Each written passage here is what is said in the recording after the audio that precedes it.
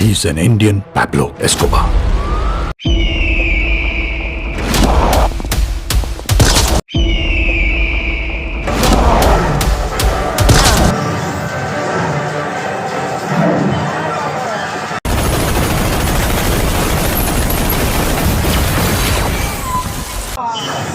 आखिर तो जानता क्या है मेरे हिंदुस्तान के बारे में और हिंदुस्तान के लोगों के बारे में। यहाँ हम अतिथि को देवो भव मानते हैं और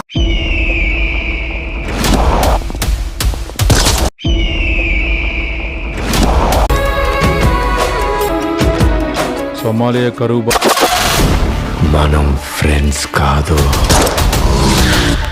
तो भाई लोग नमस्कार। जी हाँ दोस्तों, खेसारी लाल यादव जी का फ़ैन होंगे तो हो जाइए तैयार, क्योंकि आप लोग के लिए खेसारी लाल यादव जी लेके आ रहे हैं काफ़ी ब्लास्ट लेवल की फ़िल्म। तो जी हाँ दोस्तों, बता दूं खेसारी लाल यादव जी का फ़िल्म राजा राम को शूटिंग चालू है जोरों शोरों से, और इस फिल्म को ट्रेलर जो है बहुत जल्दी आप लोग के बीच में आएगा। तो कर लीजिएगा चैनल को सब्सक्राइब और वीडियो को लाइक। मिलते हैं फिर से नेक्स्ट वीडियो में, तब तक के लिए।